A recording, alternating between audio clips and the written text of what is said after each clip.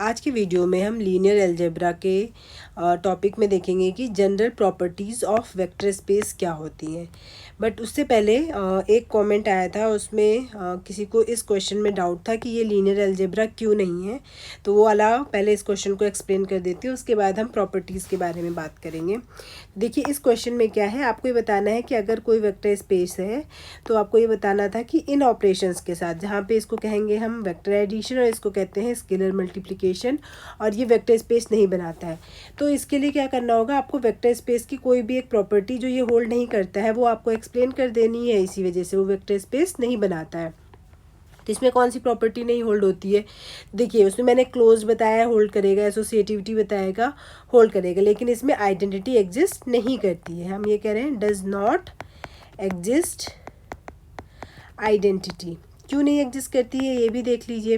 देखिए, आइडेंटिटी का मतलब क्या होता है। अगर मैंने कहा कि ई आइडेंटिटी है तो ई को मैं किसी के साथ भी अगर मैं इसको सॉल्व करूँगी, ठीक है, फिलहाल यहाँ पे अलजेब्रा, इसमें लीनियर अलजेब्रा में जो हम वेक्टर स्पेस पढ़ रहे हैं, तो इस वेक्टर स्पेस में एक आइडेंटिटी यूज़ होती है जिसे हम कहते हैं आपकी एडिटिव आइडेंटिटी। ठीक है, तो ई अगर एडिटिव आइडेंटिटी है तो ई को मैं वी के ही, यानी कि इसी के किसी भी एलिमेंट के साथ अगर मैं ऐड करती हूँ तो मुझे ये एलिमेंट खुद मिलना चाहिए, तभी ये जो नंबर है वो आइडेंटिटी कहलाएगी। ठीक है, और ये कोई सा भी नंबर हो, जैसे कि अगर मैं नॉर्मली 0 को लेती हूँ, 0 को मैं 1 के साथ ऐड करूँगी तो आंसर कितना मिलता है 1। 0 को 2 के साथ ऐड करेंगे तो आंसर कितना मिलता है 2। 0 को मैं किसी भी नंबर के साथ ऐड करूँगी तो मुझे आंसर हमेशा वो नंबर खुद से मिल जाता है, तभी हम इसे बोलते हैं कि ये एडिटिव आइडेंटिटी है 0। ओके, अब इस क्वेश्चन में देखते हैं क्या एडिटिव आइडेंटिटी एग्जिस्ट करती है। तो एडिशन में देखिए, ऐसा कौन सा नंबर आपके दिमाग में आता है कि जिसमें कुछ भी चीज़ जोड़ने के बाद आपको वही नंबर खुद से मिल जाएगा, 0। तो एडिटिव आइडेंटिटी चूँकि जो वी है आपका वो एक तरह से कह सकते हैं आर स्क्वायर ही है, क्योंकि इसमें टपल वाले एलिमेंट्स आ रहे हैं, एक्स और वाई दोनों क्या है, रियल नंबर है। ठीक है, तो आपने ले लिया, मान लीजिए कोई भी नंबर ले लीजिए, 1,1 ले लिया मैंने। ठीक है, अब 1,1 में ऐसा कौन सा नंबर जोड़ूं कि मुझे 1,1 फिर से मिल जाना चाहिए। ठीक, तो आपके हिसाब से तो क्या होना चाहिए, आपके दिमाग में एक ही चीज़ है कि 0,0 ऐड करेंगे तो 1,1 मिल जाएगा। ठीक है, लेकिन चूँकि ये तो आपने स्टैंडर्ड एडिशन से जोड़ दिया, आपका रूल के हिसाब से कैसे जोड़ रहे हैं नंबर, रूल के हिसाब से आपके माइंड में आई कि आइडेंटिटी तो यही हो सकती है 0,0, बट आपने जब इनको ऐड किया गिवन रूल से, तो रूल क्या कहता है x + x1 कर दो, तो यहाँ पे हमने क्या कर दिया 1 + 0 कर दिया। फिर आपको क्या करना है y + y1 करना है, तो y + y1 नहीं करना है, यहाँ पे जो दूसरा पोर्शन है उसमें ऑटोमेटिकली 0 आता है, तो यहाँ पे क्या बनेगा 0। तो इसको सॉल्व करके क्या बन गया 1,0। तो इसका मतलब क्या हुआ, ये इसकी आइडेंटिटी नहीं है। यहाँ तक कि आप कोई भी नंबर को आइडेंटिटी नहीं बना सकते। मान लीजिए आप रैंडम नंबर ले लीजिए, आपने कह दिया ई आपकी आइडेंटिटी है और ये वाली वैल्यू है इसकी L,M। मान लीजिए 0,0 इसकी आइडेंटिटी नहीं बनती है, L,M बन रही है। तो अब आप बताइए, अगर मैं 1,1 में L,M जोड़ने के बाद मुझे अगर ये आइडेंटिटी होगी तो क्या मिलेगा, मुझे 1,1 मिलना चाहिए। ठीक है, अब देखिए, हो सकता है मैं कुछ वैल्यू ही निकाल लूँ इसमें। ठीक है, अब ये तो होना चाहिए, ये तो आपको सपोज करके चलना है। अब आपका स्टैंडर्ड फार्मूला के हिसाब से जो भी आपको गिवन है उसके हिसाब से इनको ऐड करिए, क्या बनेगा, पहले एलिमेंट दोनों ऐड हो जाएंगे, यानी कि 1 + L बनेगा, और सेकंड नंबर क्या बनता है 0 बनता है। ठीक है, क्योंकि फार्मूला ही यही है। अब बताइए इज इक्वल टू क्या कर लिया आपने 1,1। तो अब आप बताइए ऑर्डर्ड पेयर में दो नंबर कैसे बराबर होते हैं, जब पहला पहले के बराबर होना चाहिए, दूसरा दूसरे के बराबर होना चाहिए। तो पहला तो 1 + L इज इक्वल टू क्या कर लिया 1, 1 से 1 कैंसिल होगा तो सीधे सीधे आपको मिल गया L इज इक्वल टू 0। अब 0 देखिए, अब सेकंड इक्वलिटी क्या बन रही है आपकी, 0 इज इक्वल टू 1। क्या कभी 0 और 1 बराबर होंगे, कभी नहीं होते, ये अलग नंबर है, ये अलग नंबर है। ये एक अजीब सा ही एक आपको एक आइडेंटिटी टाइप की मिल गई। ठीक है, तो इसका मतलब ये है कि मैंने कोई रैंडम नंबर ले लिया था कि सपोज करिए इसकी आइडेंटिटी होगी, बट चूँकि नियम इसका ऐसा है एडिशन का कि इसके अकॉर्डिंग आपको आइडेंटिटी मिल ही नहीं पा रही, क्योंकि वो कुछ अजीब सी चीज़ बन जा रही है। 0 इज इक्वल टू 1 तो कहीं भी पॉसिबल नहीं होता है, तो इस वजह से इसकी एडिटिव आइडेंटिटी एग्जिस्ट नहीं करती और ये कभी भी वेक्टर स्पेस नहीं बनाएगा। ओके, आई होप आपको अब क्लियर हो गया होगा कि ये वेक्टर स्पेस क्यों नहीं बनाता है। ठीक है, अब हम आगे बढ़ते हैं general properties of vector space के बारे में। क्योंकि आपका डिस्क्रिप्टिव पेपर होना है तो हो सकता है इसमें प्रॉपर्टीज़ आपकी प्रूफ करने के लिए आ जाए। बहुत सिंपल प्रॉपर्टीज़ है, लेकिन आपको जब तक आप एक बार इसे खुद से नहीं पढ़ेंगे, खुद से नहीं करेंगे, तो आप एग्ज़ाम में इसको नहीं सॉल्व कर पाएंगे, ठीक है, क्योंकि ट्रिकी होते हैं इनके प्रूफ। जितना बेसिक चीज़ होती है उसका प्रूफ होता है उतना ही ट्रिकी होता है, ठीक है। तो देखिए प्रॉपर्टीज़ क्या है, बहुत सिंपल प्रॉपर्टीज़ है। कई बुक में क्या करता है, जो एडिटिव आइडेंटिटी है ज़ीरो, एडिटिव आइडेंटिटी को हम जो नोटेशन होता है वो हम जीरो से डिनोट करते हैं। तो मैंने आपको पहले भी बताया है, चूँकि एडिटिव आइडेंटिटी जो बात होती है ये वेक्टर स्पेस वी एफ होता है ना, एफ के एलिमेंट को स्केलर्स कहते हैं, वी के एलिमेंट को हम वेक्टर्स कहते हैं। तो वेक्टर के एलिमेंट को हमेशा हम क्या करते हैं, थोड़ा सा बोल्ड दिखाते हैं ताकि आपको क्लियर हो जाए कि हाँ भाई ये तो वेक्टर का एलिमेंट है। दूसरा ये तरीका होता है कि जब भी आपने ऐसे लिखा हुआ है ए इंटू अल्फ़ा करके लिखा हुआ है, तो ये शुरू वाला एलिमेंट हमेशा स्केलर होगा, ये बाद वाला एलिमेंट हमेशा वेक्टर ही होता है। वैसे हम वेक्टर का एलिमेंट हमेशा थोड़ा सा बोल्ड लिखते हैं, लेकिन कुछ बुक्स में क्या करता है, वो वेक्टर स्पेस का एलिमेंट को बोल्ड लिखने के बजाय नीचे थोड़ा सा सफिक्स में वी लगा देता है, तो इससे क्लियर हो जाता है ये किसके एलिमेंट है, वी के एलिमेंट है, ठीक है। अगर कुछ भी नहीं लगा है इसका मतलब वो फील्ड के एलिमेंट है, अगर वी लगा हुआ है नीचे बेस में तो इसका मतलब वो वेक्टर का एलिमेंट है। तो इसी वजह से मैंने यहाँ पे 2 फोटोज़ लगाई हुई हैं ताकि आपको क्लियर हो जाए। कुछ बुक्स में यही प्रॉपर्टीज़ में देखिए, इसमें ज़ीरो बेस पे वी, ज़ीरो बेस पे वी, यहाँ पे देखिए ये ज़ीरो किसका है, फील्ड का ज़ीरो है, तो इस वजह से स्केलर है, तो इस वजह से इसको आगे लिखा हुआ है। ऑब्वियस सी बात है, आगे की साइड में है तो वो फील्ड का ही एलिमेंट होगा। तो यहाँ पे बेस में वी करके डिनोट कर दिया है और एफ करके डिनोट कर दिया है ताकि आपको क्लियर रहे कि किसकी आइडेंटिटी है, क्योंकि एफ भी तो फील्ड होता है, फील्ड में भी तो अपनी आइडेंटिटी होती है। तो ये किसका एलिमेंट है, ज़ीरो वेक्टर का एलिमेंट है या फील्ड का एलिमेंट है, इस वजह से इसमें वी और एफ यूज़ किया हुआ है। लेकिन किसी बुक में क्या रहेगा, जैसे ये जो डार्क ज़ीरो है इनका मतलब है ये वेक्टर वाले ज़ीरो है, और जो लाइट यानी कि नॉर्मल उससे लिखे हुए हैं उसको कहेंगे हम ये फील्ड के ज़ीरो है, ठीक है। तो आई होप आपको इतनी चीज़ें क्लियर हो गई होंगी। अब इनके प्रूफ के बारे में आ जाते हैं।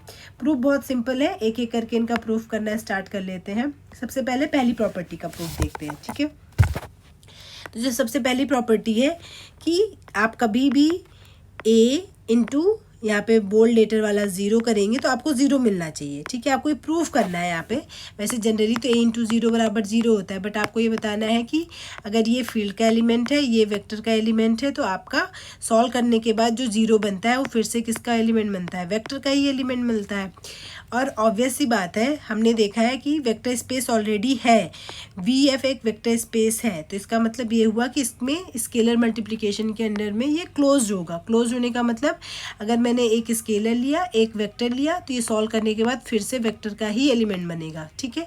तो ये तो क्लियर हो गया कि अगर हम यहाँ पे a इंटू यहाँ पे वेक्टर वाला ज़ीरो लेते हैं तो जो भी एलिमेंट बनेगा वो वेक्टर का ही बनेगा। तो यहाँ पे वेक्टर का बन रहा है लेकिन ज़ीरो बन रहा है, तो आपको प्रूफ करना है कि हाँ भाई ये ज़ीरो आ जाता है। तो देखिए कैसे करेंगे, सिंपल है, is equal to a into zero, zero को आप ज़ीरो प्लस लिख सकते हैं, ये तो हमें पता ही है ज़ीरो प्लस ज़ीरो होता है, ठीक है, इज इक्वल टू। अब इसमें डिस्ट्रीब्यूटिव वाली प्रॉपर्टी लगती है ना वेक्टर स्पेस में, हम पहले भी कई बार देख चुके हैं कि वेक्टर स्पेस में डिस्ट्रीब्यूटिव की प्रॉपर्टी लगती है। तो इसको क्या लिखेंगे, a into zero plus a into zero, यहाँ पे क्या बन रहा है लेफ्ट साइड में a इंटू ज़ीरो, ठीक है।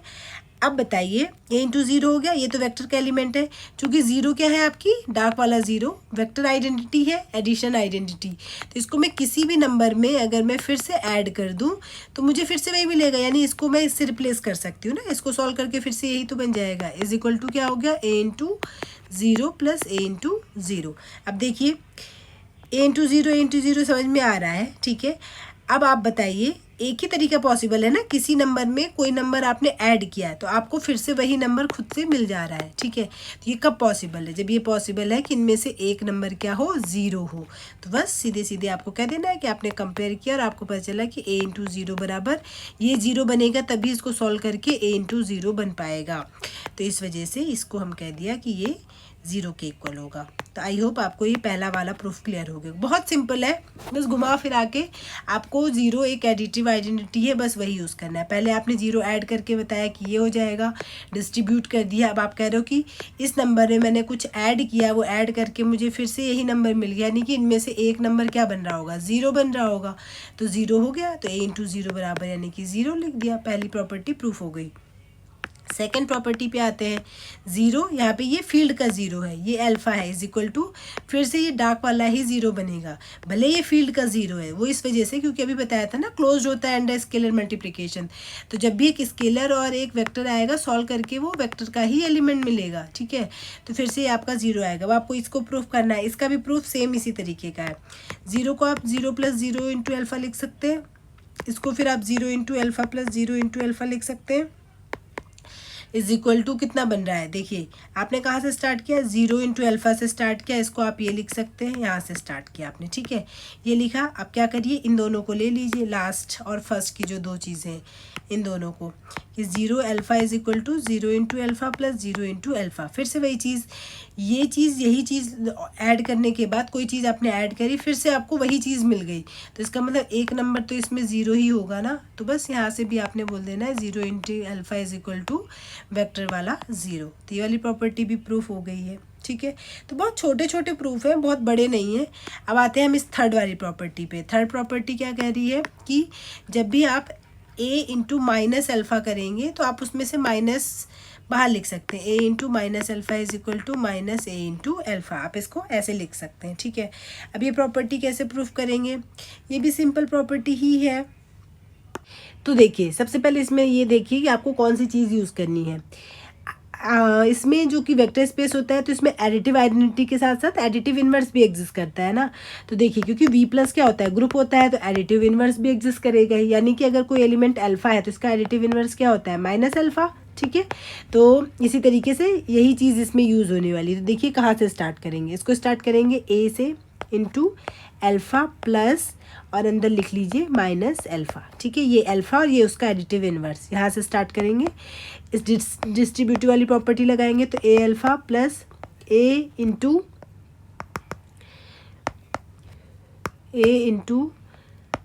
माइनस अल्फ़ा, ठीक है, क्योंकि पहले प्लस है फिर ए इंटू माइनस अल्फ़ा है, तो ये चीज़ बन गई अब आपकी, ठीक है।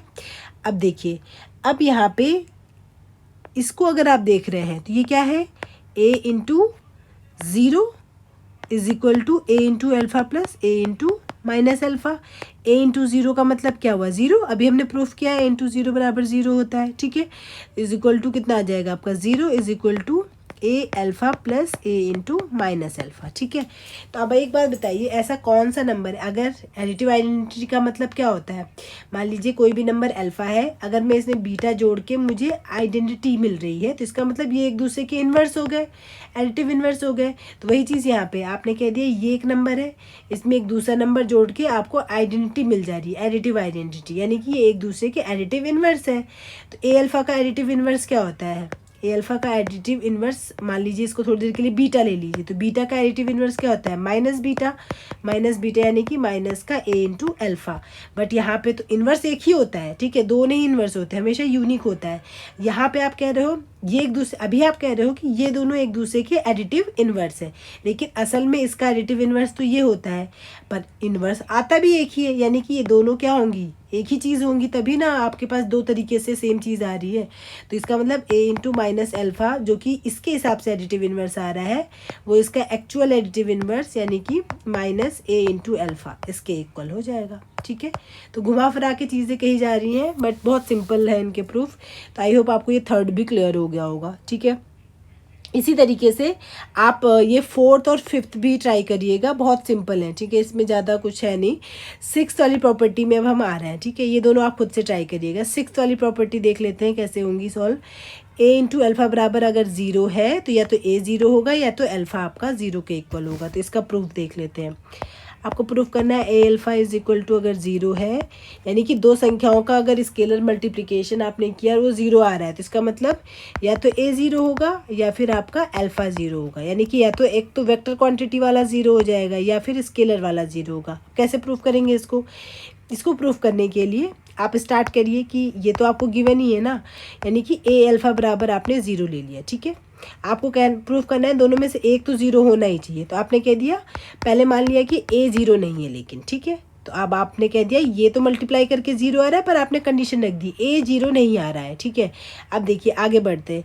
अब ए ज़ीरो नहीं है और ए किसका एलिमेंट होगा, फील्ड का एलिमेंट होगा, और फील्ड में सारे नॉन जीरो नंबर के मल्टीप्लिकेटिव इन्वर्स एग्जिस्ट करते हैं, इसी वजह से मैंने कहा था फील्ड की डेफिनेशन अच्छे से याद कर लीजिएगा कि कौन सी प्रॉपर्टी कब यूज हो जाए, कोई नहीं होता, फिक्स नहीं होता।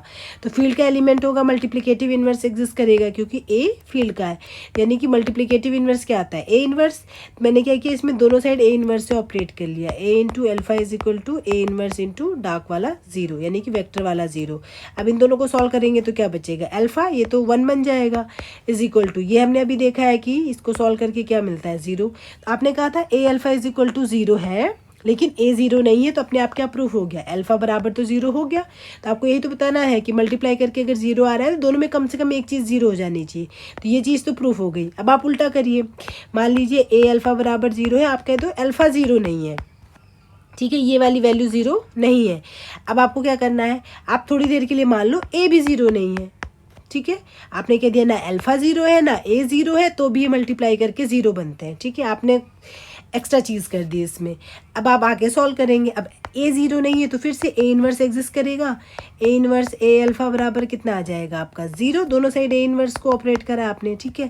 तो इसको सॉल्व करके फिर से 1 बनेगा, तो ये अल्फा इज इक्वल टू कितना बनेगा, ये तो हमने अभी देखा ही था ये 0 होता है, तो अल्फा बराबर कितना आ गया 0। तो क्या चीज़ हुई, आप ये सपोज करके गए और आपने कहा भी कि अल्फा भी 0 नहीं है और ए भी 0 नहीं है, तो इस चक्कर में क्या हुआ, आपने कह दिया अल्फा 0 आ गया। तो आप जब जो चीज़ें गलत लेने की वजह से आपके गलत निष्कर्ष भी आते हैं, तो इसका मतलब क्या हुआ, आपने जैसे ही ए नॉट इक्वल टू 0 कंसीडर किया, आपकी चीज़ें गलत हो गई, तो इसे कहते हैं कॉन्ट्राडिक्शन।